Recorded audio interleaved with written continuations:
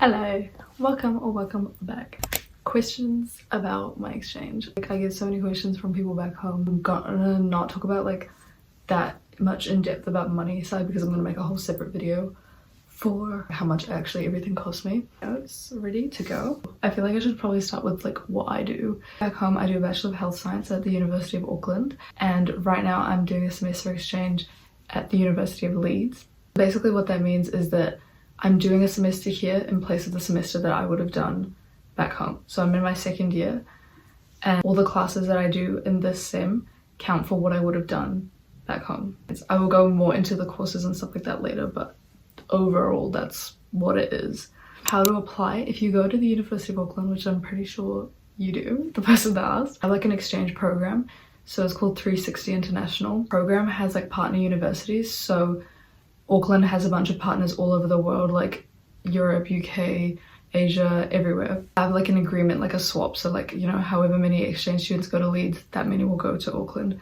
Like a limited number of spots, so you have to apply for your spot. How you apply is basically, I think at the very beginning you have to write like a statement of why you want to do it, like which universities you want to go to. Like you have to do like this big application. It's like select 5 universities. For each university you have to submit like 10 courses, I think it is, that you could do, like that you're eligible for. Like pre-research before you even apply. From there you'll get accepted and you'll get offered one of the universities of your choice. So you apply actually to that university, then you start doing your courses, accommodation, blah blah blah.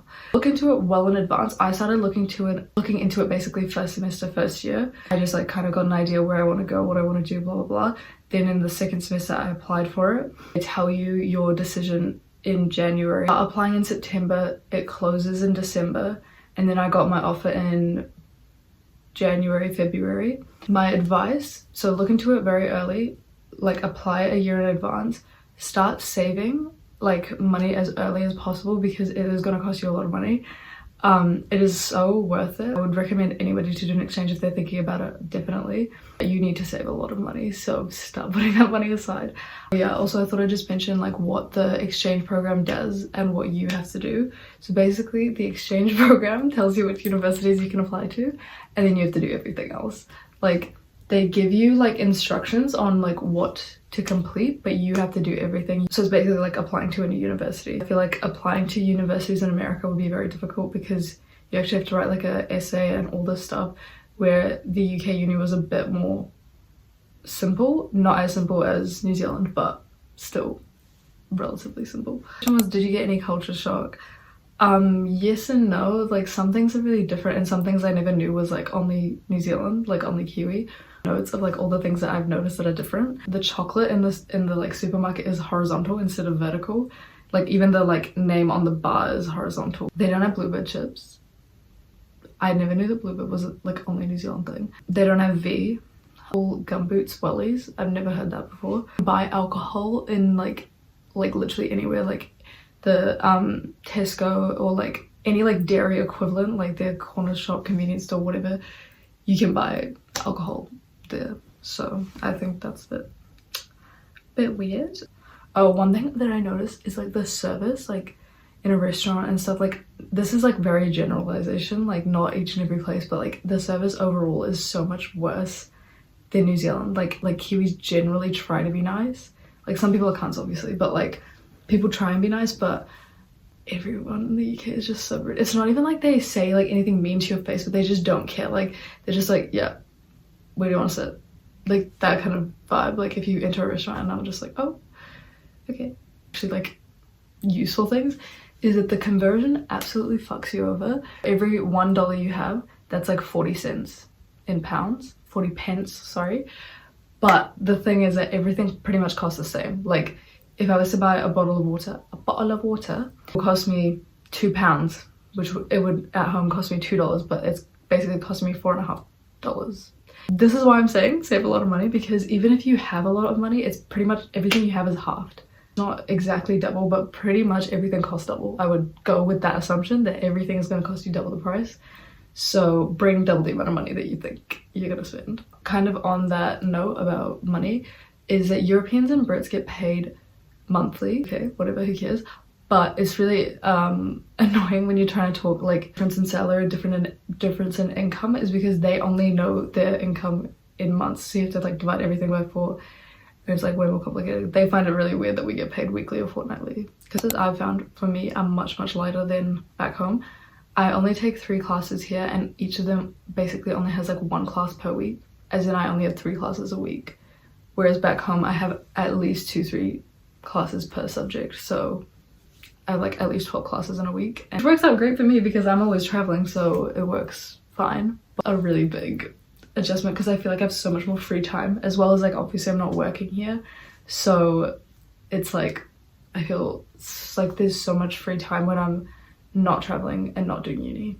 Moving on, do I plan to live in the UK in the future?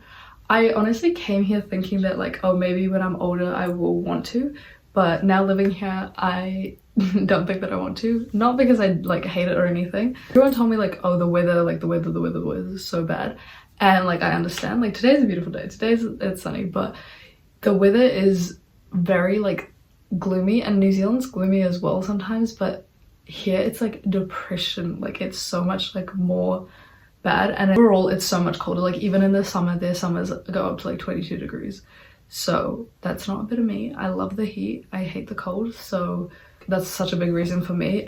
The job availability isn't as good as it would be for me back home, because network and stuff back home is like bigger because you grew up there, and I don't think I would like move here by myself or with a partner and like leave my family, because I know my family would not want to move to the UK. But yeah, so I'd want to stay with my family, and it's like really far to be away from them, and the time difference and everything. To answer that, no, I probably won't move here, but I definitely will come back to visit. Yeah, I definitely want to work in other countries, most likely in Australia, but not in the UK. Can you explain how it fits into your degree here? I'll start off by explaining the calendar year, because this is kind of like where it gets like most people get a bit lost. So basically, New Zealand calendar year, you start in March, you go till June, that's semester 1. Then you start again in July or August or whatever, and then go to November, that's your semester 2. That's like the normal calendar year. Obviously, I'm assuming if you're watching this, you're from New Zealand, so you know that. Northern Hemisphere, the calendar year starts in August, so basically it goes August till December, January, and then it starts again in January and it goes till June, and then you have June, July, August off. That's your summer. So classes always start around the end of August. The end of the year for them is in June. Their semester 1 is in September, August, and then yeah, so right now I'm technically in their semester 1, but I've already done my first semester this year. This is my second semester of the year. Whatever semester you're studying, whether it's semester 1, 2, whatever, a year in advance. So how does it work? Back home, you have 4 classes in a semester. Each class is worth 15 points, so your whole semester is worth 60 points. Over here, the point system is a bit different. So you have to convert it. Every country has a different point system. So whatever you do in your host country or host university, it will be converted back at home. Count for your degree. You have to find courses that are somewhat similar, somewhat relevant to your degree. But if you choose an elective instead of a core course, then it's a lot more flexible, because your electives are meant to be flexible. So for me, all 3 of my ones that I did are electives. Each of my classes here are worth 20 points, so that's why I only need to do 3, because they still add up to a 60-point load. So the conversion in New Zealand and UK is very easy. It's 1-to-1, so 1 point in the UK is 1 point back home. So I do 60 points here, I get 60 points at home, which is another reason that I chose the UK, because it's it counts very similar. It's all in English. It's, you know, a lot of things are made much easier. Doing a full course load here, which is will count for a full course load back home, so I will graduate at the same time as I would have if I stayed at home. But what are you studying there? How does it count for what you would have done here? In the semester that I missed, I had 4 papers that I was supposed to do. 1 out of them had to be a core course, and then the other 3 were electives. So I chose to take the spot of these 3. I think I have to take that course and make it up somewhere else. I will take that core course in place of one of my electives in 3rd year. I'm missing a core class. You pretty much still have to do it unless you get an exemption, but that class I would just do in place of one of my electives. Classes that I'm taking here, I take social work and social policy. It's called Contemporary Children and Family. It's basically just about like world issues, and my 3rd paper is like an education paper, which like the way we learn. And another thing I should mention about the courses is that you can pretty much take any level course. Like a level 1 course, as in first year course, or I could take a level 3 course, which is third year course. So obviously people try and take level 1 course because it's the easiest and you're going to do the best with the least amount of effort. Another really big positive about exchange is that whatever marks you get do not count towards your GPA back home. You still get the points, so you still need to pass all of them for your points to count for your semester back home. This goes across pretty much every exchange student. You're all on pass or fail, which is why all exchange students kind of all don't care or all like have the same attitude, is because everybody's on pass or fail. It, like, even if you do really well, it doesn't matter. If you do really shit, it doesn't matter as long as you passed. The reason they don't count it is because it's too complicated with like the conversion of marks. Like in the UK is like a 70 out of 100 is like really high mark, because that's like the level that they grade it at. Like a 70 is basically like a 99, but so it's really complicated to convert it back, so they just don't bother and they just don't count your grades at all. They will look at them if you do postgrad. They may ask for your marks, but overall it pretty much doesn't matter. People get really confused about that because I say my marks don't count, and then they think that means that I just do a semester and then I have to do another semester when I go home, like an extra one. But no, this counts as my normal semester. Tell me about your friends on exchange / how do you make friends? Okay, so most of my friends on exchange are all exchange students as well. I literally have one friend that's British. I'm gonna push to all meet exchange students like a week. It's like all international like events are together, so it's like you're all, because like you had a separate O week to everybody else. My entire flat is all international. Like they group all of the exchange students together because obviously after a semester we're going to leave and then a new set of internationals are going to come in our place. All of my friends are exchange, and it works out better because all of us kind of want to travel, so we all are in the same mindset, whereas like the British people, why they're not gonna want to travel, they want to actually do their semester. A lot of Aussies, all the Aussies grouped together. There's so many of them here, so if you're watching this and you're from Australia, go to Leeds because there is a billion Australians everywhere. So unfortunately, Stella, I did not get a British accent because I don't have any British friends to copy. But I do notice that my one friend that is British, I have the urge to copy her, like when we're speaking to each other.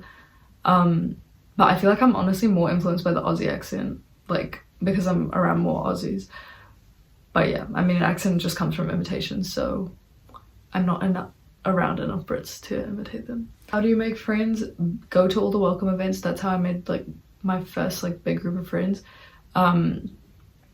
It's like you meet a few people and then it kind of just snowballs. Like I met this one girl and then she introduced me to the 2 friends she was traveling with, and then I got introduced to his flatmates, and like it just kind of snowballs. So just go to the welcome events, just walk up, talk to someone, and it will just like go from there. Talk to your flatmates, talk to their friends. If you arrive, like, because I arrived first, but if you arrive second, ask to hang out with your flatmates' friends. Like no one cares in the beginning. It's like so normal, especially with exchange students, you're all in the same situation. Definitely say you don't need to go out and drink a lot to make friends. Like I barely go out and I feel like I'm totally fine with the amount of friends that I have. Drinking culture in the UK is insane. Like it's like every night. So yeah, but you don't need to go out drinking to make friends. Last question is, if you were to do it again, what would you do differently?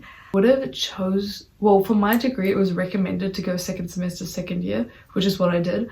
But I wish that I went in first semester for us, because you would have started in the winter, so we would have started in the cold, but then you would have finished in the summer.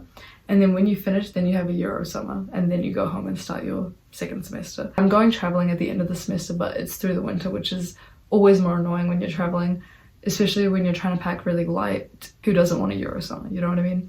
But at the same time, there's a lot of positives about coming here in the winter. Like I would never have experienced a white Christmas, or like, I don't know, the Christmas markets, the Christmas lights in London and stuff like that. So this question was, this wasn't even a question, it was tell me everything now.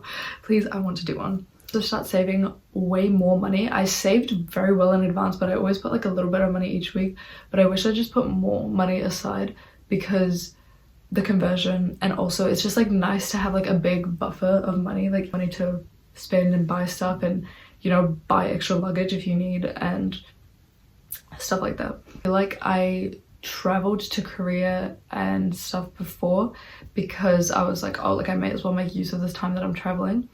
I don't regret, like obviously I got to see Korea, which is amazing, but the more I travel, the more I realized the more places I want to see and the more that I want to travel, and how much time in my life I do have to see all those places. Slow down and not try to do so much before. I spent a lot of money in doing that, and I could have used that more on my trips during the semester and after the semester. But I would recommend University of Leeds. I think it's so good for international students because there is such a big international culture. There's so many international student friends, like their entire block accommodation is all exchange students, and like even in here our whole hallway is exchange. Like there is so many people everywhere. You don't feel like you're in a small town, but it's not like London. Like it's not like huge and like overwhelming. Definitely recommend University of Leeds if you want to go to the UK. In the middle of the UK, so it's like not that far if you want to go to like Edinburgh, Dublin, or if you want to go down to London. Like my accommodation is great. I'm at Charles Morris Hall if you would like to know. It's on campus. It's really nice, it's modern, it has like great amenities and everything. The maintenance is a little bit questionable. I think that is everything. I hope this video was like informative enough, and I hope you enjoyed this video, and I will see you in the next one.